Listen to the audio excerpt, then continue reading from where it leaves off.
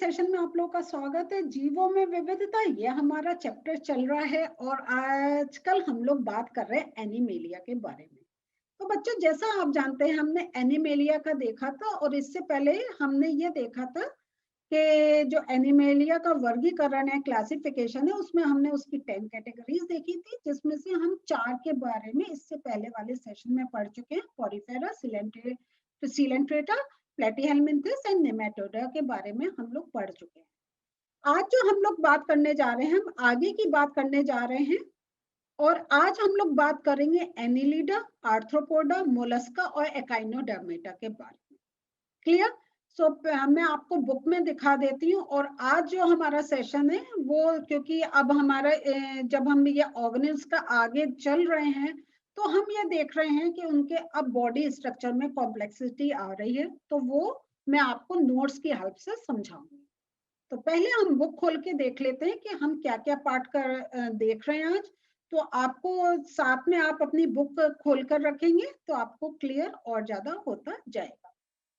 सो बच्चे देखिए, हम एनिलिडा के बारे में बात कर रहे हैं, मोलस्का, आर्थ्रोपोडा, एकाइनोडर्मेटा, इसके बारे में हम बात करेंगे। और उसके बाद जो हमारा सेशन होगा वो प्रोटोकॉर्डेटा और वर्टिब्रेटा पर होगा। तो आज का सेशन हम जो हमें एक डिटेल में समझना है, उसको समझने से पहले मैं आपको एक चार्ट दिखाना चाहती हूँ जो आपके लास्ट में दे रखा है। तो जैसा देखिए, हम लोगों ने प्लांट्स में देखा था कि किस बेसिस पे हम क्लासिफिकेशन कर रहे हैं। तो हम इसके कुछ पार्ट पहले पढ़ चुके हैं, तो आगे और कैसे ये क्लासिफिकेशन को समझने में इजी रहेगा, तो हम ये चार्ट से एक अपने दिमाग में कॉन्सेप्ट बना लेते हैं। तो अब जो हम आगे पढ़ेंगे वो आपको क्लियर होता जाएगा। तो देखिए, प्राणी को हमने सबसे पहले जो हमने उनका सबसे बड़ा जो एक विभेदीकरण करा वो देखा कोशिकीय स्तर की संरचना और ऊतक स्तर की संरचना। कि हमने ये चीज देखी कि ऊतक बने हैं या नहीं, या खाली कोशिकीय हैं। तो खाली कोशिकीय जो हमने देखा उसका एग्जाम्पल आ गया पॉरीफेरा। पॉरीफेरा में ऊतक नहीं बने थे, लेकिन जब ऊतक बनने के स्तर की संरचना आ गई तो हमें जब ऊतक हमें बॉडी में मिलने लग गए, उसको हमने फिर 3 और कैटेगरीज में डिवाइड करा। और वो बेस क्या था कि बाह्य त्वचा एवं जठर त्वचा के बीच कोई देह गुहा नहीं है, कूट देह गुहा है, या गुहा पूरी प्रेजेंट है। मीन्स या तो बिल्कुल नहीं है, या थोड़ी सी फॉर्म होनी स्टार्ट हुई है, या प्रॉपर देह गुहा है।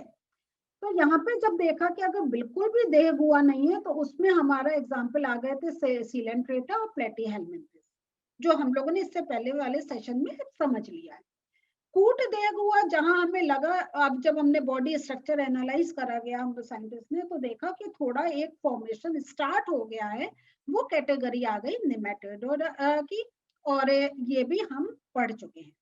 अब जो देह गुहा जब एक प्रॉपर बन गई, उसको फर्दर फिर हमने देखा कि जो उसका एम्ब्रियो है, तो भ्रूण के विकास के समय एक कोशिका से मेसोडर्म की कोशिका का विकास, या अंत स्तर की एक थैली से देह गुहा का बनना। तो ये जैसा मैंने आपको इससे पहले वाले सेशन में कहा था कि जब एम्ब्रियो से हम एक डेवलपमेंट हो रहा है, तो वो किस प्रकार हो रहा है, वो एक बहुत हमारे क्लासिफिकेशन में बहुत एक इम्पोर्टेंट पॉइंट है। और वो अभी आपका डिटेल में नहीं है, तो बस ये समझ लीजिए कि वो एम्ब्रियो से डेवलपमेंट में डिफरेंट उसकी लेयर्स को हम स्टडी करते हैं। तो यहाँ पे जब हमें ये दो एक कैटेगरीज मिल रही हैं, तो इसमें जब अगर भ्रूण के विकास के समय कोशिका से मेसोडर्म की कोशिका का विकास हो रहा है, उसमें हमें अब 3 मिल रहे हैं, एनिलिडा, मोलस्का, आर्थ्रोपोडा।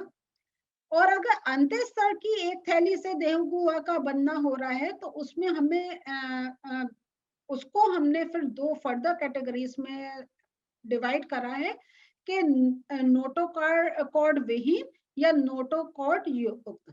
कि नोटोकॉर्ड है या नहीं है, वो जब हम इसको डिटेल में समझेंगे, मैं आपको पिक्चर से और समझाऊंगी नोटोकॉर्ड क्या का क्या अर्थ है। तो नोटोकॉर्ड विहीन में एकाइनोडर्मेटा आ जाएगी, और अगर नोटोकॉर्ड है तो उसमें आ जाएगा कॉर्डेटा। इसलिए हम कह रहे हैं एकाइनोडर्मेटा कॉर्डेटा। तो जहां नोटोकॉर्ड बननी स्टार्ट हो गई है वो आ गया कॉर्डेटा। अब जब नोटोकॉर्ड को फिर हमने फर्दर दो और उसको विभाजित करा है कि लार्वा में अवशेषी नोटोकॉर्ड उपस्थित है या वयस्क में मेरुदंड द्वारा नोटोकॉर्ड का प्रतिस्थापन हुआ है। कि अब नोटोकॉर्ड क्या है, वो मेरुदंड हमारा जो वर्टिब्रल कॉलम है उस रूप में आ गई।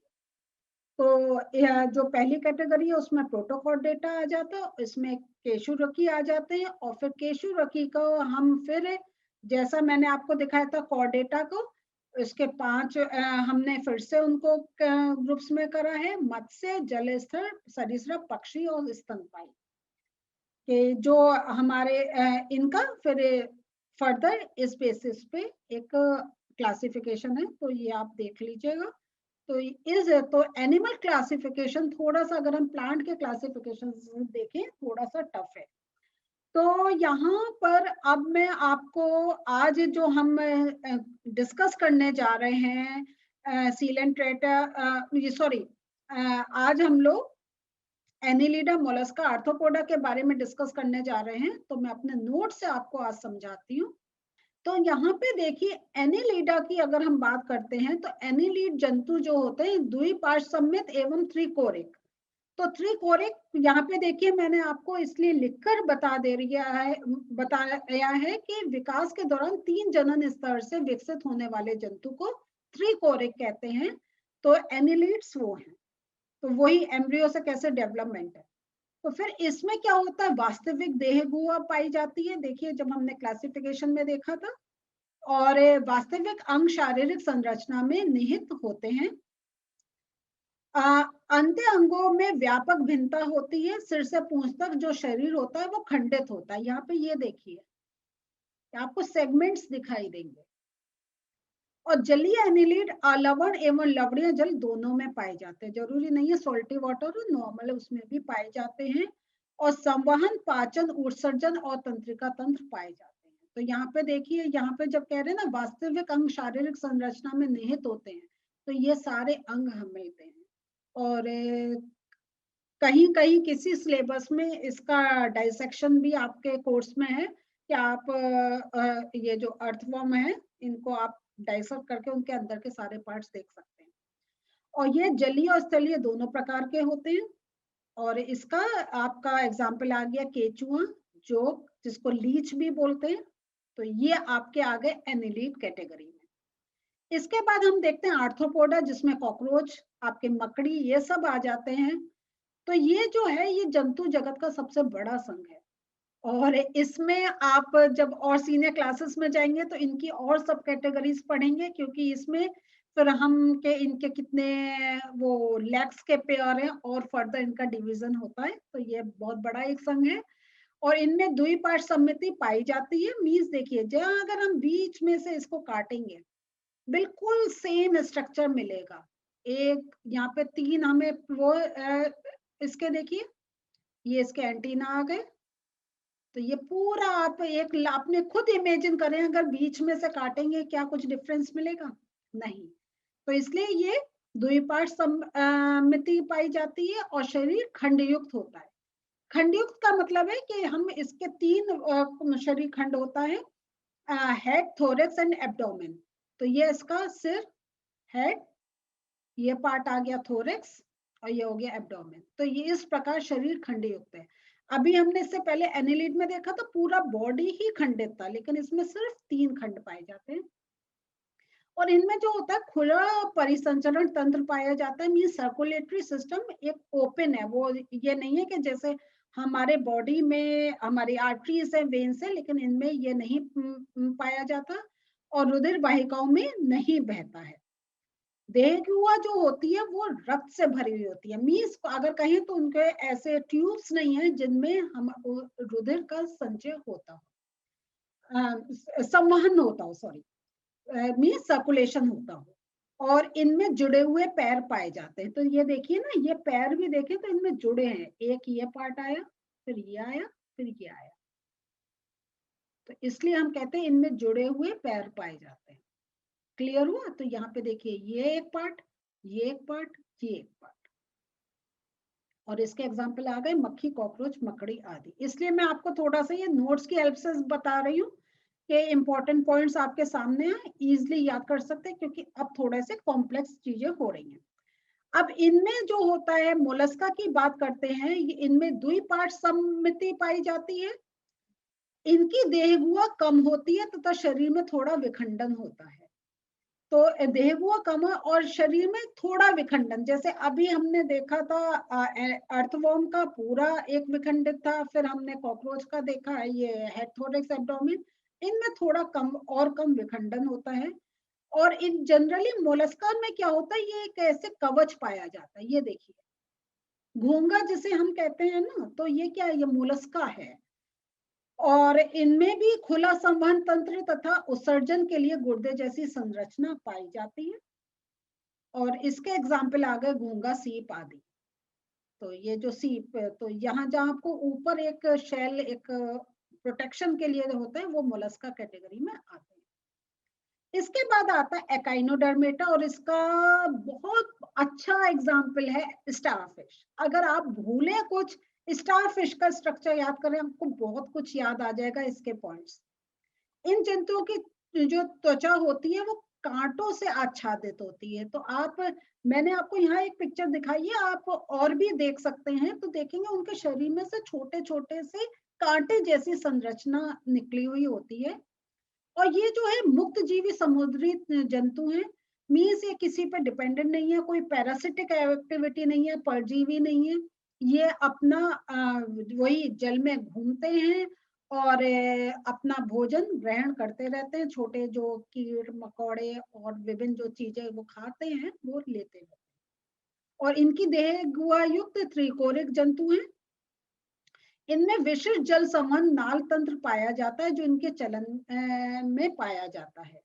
तो इनमें जल संवहन नाल तंत्र स्पेसिफिक एक पाया जाता है।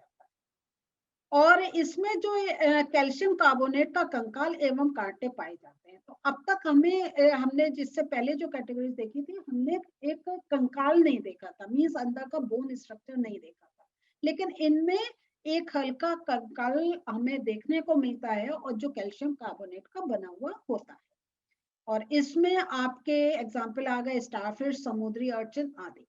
तो ये सारे जो हैं ये हमें समुद्री जल में मिलते हैं। तो ये है, और आप चाहें तो और भी एकाइनोडर्मेटा टाइप करिए, आपको गूगल पे और बहुत सी इमेजेस देखने को मिल सकती है। तो बच्चों, आज हमने थोड़ी और कैटेगरीज देख ली हैं, और उनका देखा है कि किस प्रकार इनमें एक आपस में डिफरेंस है। और ये जो आपकी बुक में दे रखा था, उसको मैंने जो इम्पोर्टेंट पॉइंट्स लेकर उनको नोट्स रूप में दिखा दिया है, तो और पिक्चर्स भी दिखाई हैं, तो आप इससे ये नोट कर लीजिए। और अगर आप इनके एग्जाम्पल्स थोड़े से याद रखेंगे कि एनिलिडा का क्या एग्जाम्पल है, काइनोडर्मेटा का क्या है, तो उन एग्जाम्पल से आपको एकदम याद आ जाएगा। आर्थ्रोपोडा क्या है, अच्छा कॉकरोच, हाँ, हेड, थोरैक्स, एब्डोमेन, वो पैर जो है वो उनमें एक जॉइंट्स पाए जाते हैं। तो इस प्रकार आप ये कुछ पॉइंट्स याद कर सकते हैं। तो अगले सेशन में एनिमेलिया का एक और, हमारे दो और कैटेगरीज बच रही हैं जिनको हम डिस्कस करेंगे। मिलते हैं फिर से, बाय।